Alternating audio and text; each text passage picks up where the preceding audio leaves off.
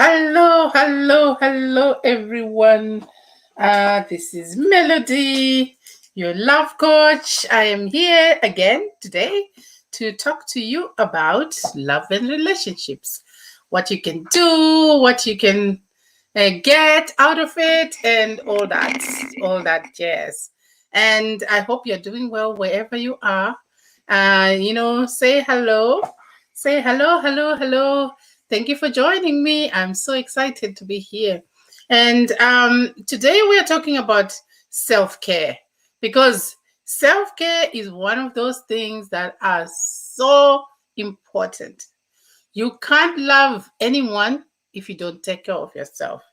And if you're a woman like me and you try to give and give and give, you will feel depleted, you feel frustrated, you will feel hard done by, you will feel unloved and taken care of, and all those horrible things that happen. So it's so important to do self-care activities, and I wanted to actually come here and talk to you, and I'm going to continue to talk about self-care because we don't do enough self-care as women. We tend to take care of everybody else, our children, our husbands, our parents, our colleagues, our patients, our everyone we take care of, and we don't take care of ourselves, and then we find ourselves feeling really depleted and uncared for, and then we can't be our best selves. I discovered this the hard way because I used to be, a person who thought loving other people meant I wasn't taken care of. So I would shop for my daughter and my husband and make sure everybody else had everything they wanted before I even thought about myself. And then I found myself feeling overwhelmed, unhappy, and like I didn't even like my husband anymore. And I thought it was his fault. I thought it was his job to take care of me. Yes, it was.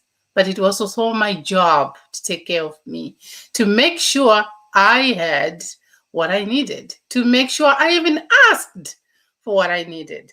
That's so important. So now we're going to talk about the 5 things you can do to ensure that you are taken care of. So the first important thing is find the time. It's not selfish. It's essential for you to have time to take care of yourself. Just make time, even if it's 15 minutes in a day or 20 minutes, or whether you've got young, very young kids, babies even. One of the things I used to think, and this I was told by a medical person who came to my house soon after I became a mom. And she said, "You don't trust anyone with your baby." Yes, that's instinct. That's what we do as mothers. But I took it like, okay, this child has got 2 parents. Why is it that I feel that I should be 24/7 the one responsible for this baby? And I started to give myself incremental spaces of time where I left her with her dad so that I could have time for myself. And that was so valuable because not only did it give me the space I needed to find myself, to connect with myself, but it also encouraged those 2 people I loved more than anything in the world to find each other and start loving each other and start connecting with each other. And he became an amazing dad, and she became wowed by her dad.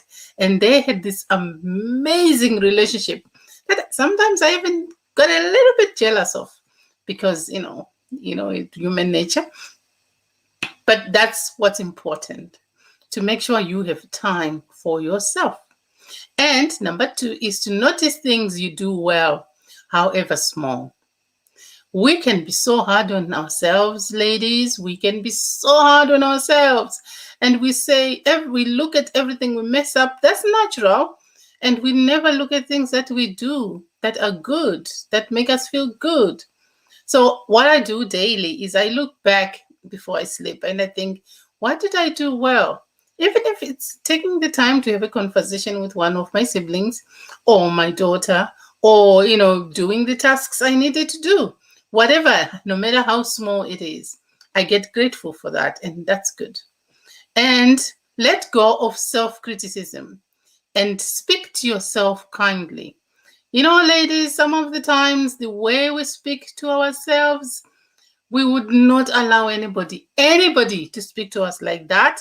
And yet we do it. We call ourselves stupid and silly and ignorant and useless. And some of us who have even graduated to call ourselves imposters. All those words that we are calling ourselves that don't serve us, that don't give us anything, don't help us to get to the point where we want to get. They don't help us to be the amazing or some women we want to be. And plan a fun or relaxing activity and make time for it. This is also really amazing. Always make sure you plan a time for fun. This you can do by yourself. I love to read, so I always need 15 minutes, 20 minutes, half an hour a day sometimes to read. My children are all grown, so I can make a day, right? And I read and I enjoy it, and it's amazing. And I do that, and it's awesome. So make a time for you to do things that you need to do. And so we are at number 4. Number 5 is forgive yourself when things go wrong. Everyone makes mistakes. Do you kick yourself like me? I used to do it all the time. I used to kick myself. I used to say, oh my God, I'm so stupid. How could I do that? Do you do that to yourself? Thank you so much for joining me. I don't see you. So say hi so I can tell who you are. And do you kick yourself? Do you always want to be that perfect person who never makes mistakes? I also have a firstborn syndrome. So making mistakes is not something I ever allowed myself to do.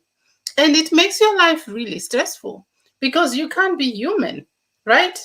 We all make mistakes. So let's just acknowledge that that's part of life. And when you make a mistake, you forgive yourself.